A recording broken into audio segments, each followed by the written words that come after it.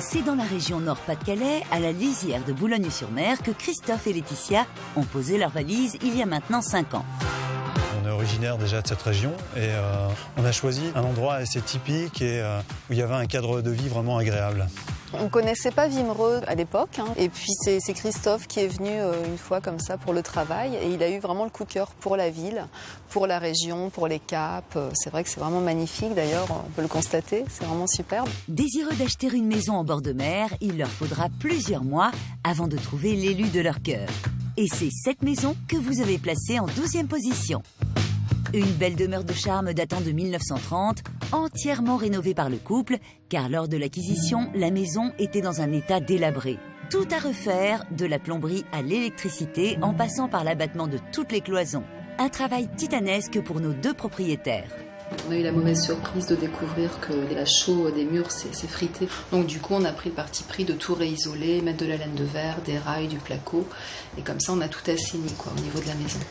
Mais le couple ne s'est pas arrêté là. En 2010, il a concrétisé son envie d'agrandir la maison en faisant construire au-dessus de l'ancien garage une extension. Une architecture moderne qui se mélange harmonieusement à la partie ancienne. 3 ans et demi de travaux, c'est quand même un laps de temps conséquent, mais tout compte fait, au final, on a réussi à créer une maison qui nous ressemble, dans laquelle on est vraiment très très bien. Si Laetitia et Christophe ont su transformer habilement cette ruine en maison atypique, ils ont tenu à conserver quelques vestiges de son passé. Quand on a enlevé les anciens enduits à la chaux, nous avons eu la très agréable surprise de découvrir ce beau mur en pierre, donc pierre de marquise, on appelle ça la pierre de marquise, et on a pris donc la décision de le garder et de le mettre vraiment en valeur un peu comme un tableau. Puisqu'en fait, c'était pas vraiment la mode à l'époque de garder des murs apparents, donc à chaque fois, ils faisaient des enduits, comme sur les façades d'ailleurs à l'époque. Dans cette maison, la chef décoratrice, c'est Laetitia. Elle marie avec goût et audace les matériaux bruts et le style ancien. Une de ses marottes, transformer des appliques de lampes avec du bois flotté. Et du coup, ça coûte pas très cher et on peut se faire une applique très facilement, on peut personnaliser son intérieur. Et voilà, en fait, j'en fais assez souvent. Un fil conducteur que l'on peut admirer dans toute la maison. Chaque pièce possède au moins une des créations de Laetitia.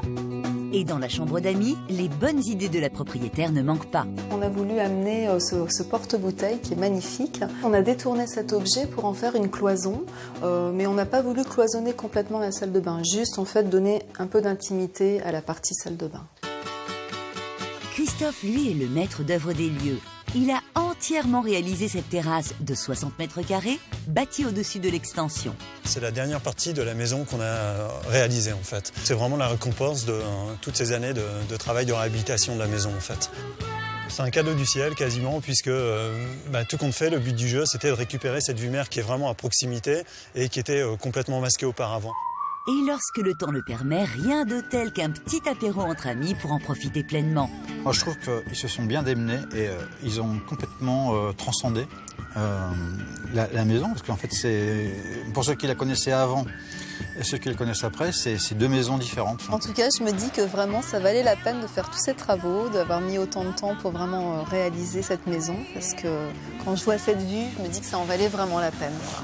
C'est vraiment la plus belle récompense. En tout cas, Chine a la plus belle maison de France. À la maison préférée des Français.